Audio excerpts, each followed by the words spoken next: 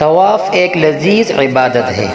بیت اللہ کے طواف میں ایک عاشقانہ شان ہے۔ جس طرح ایک عاشق اپنے محبوب کے گھر کے گرد چکر لگاتے ہیں، اسی طرح یہ اللہ کا بندہ اللہ تعالیٰ کے گھر کے گرد چکر لگا رہا ہے، اور یہ چکر لگانا اللہ تعالیٰ کو اتنا محبوب ہے کہ اس طواف میں ایک ایک قدم پر ایک ایک گناہ معاف ہو رہا ہے اور ایک ایک درجہ بلند ہو رہا ہے۔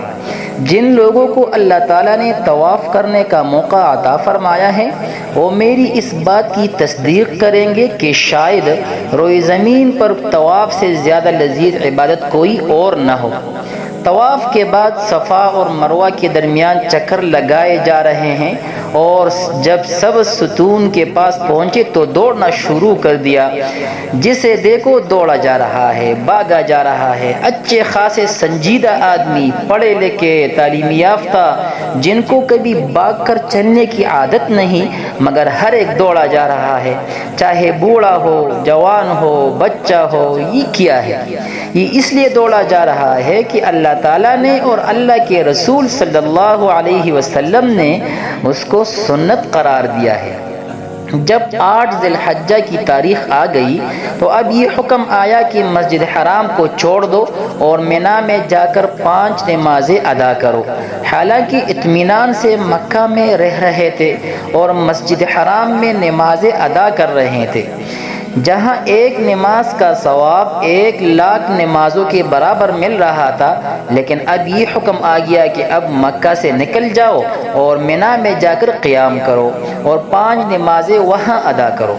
جب تک ہمارا حکم تھا کہ مکہ مکرمہ میں رہو، اس وقت تک مسجد حرام میں ایک نماز کا ثواب 1,00,000 نمازوں کے برابر مل رہا تھا، اور اب ہمارا حکم یہ ہے کہ یہاں سے جاؤ تو اب اس کے لیے یہاں رہنا جائز نہیں۔ مینا کے قیام کے بعد اب ایسی جگہ تمہیں لے جائیں گے جہاں حد نگاہ تک میدان پھیلا ہوا ہے، کوئی عمارت نہیں اور کوئی سایہ نہیں۔ ایک دن تمہیں یہاں گزارنا ہوگا۔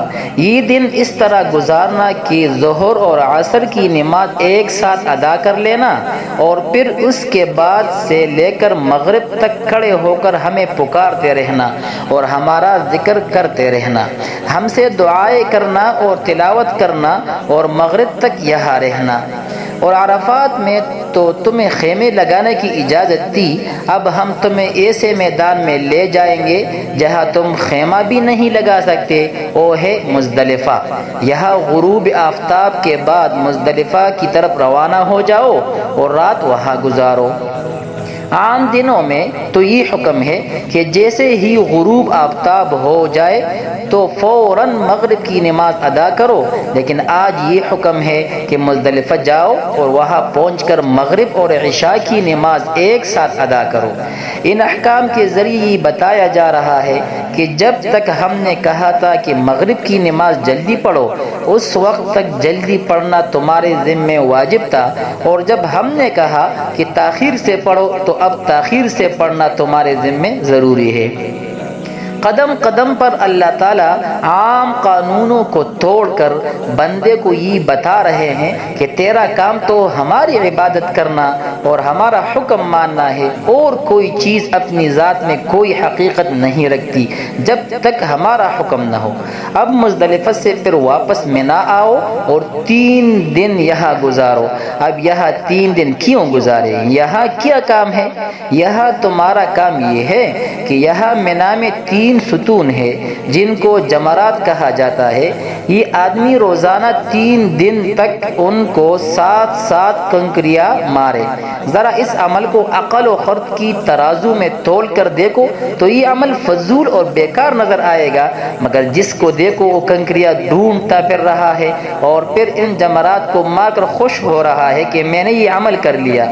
اللہ تعالیٰ یہ بتلانا چاہتے ہیں کہ کسی کام میں عقل و خرد کی بات نہیں۔ جب حکم آ جائے تو وہی کام جس کو تم دیوانگی سمجھ رہے تھے وہی عقل کا کام بن جاتا ہے۔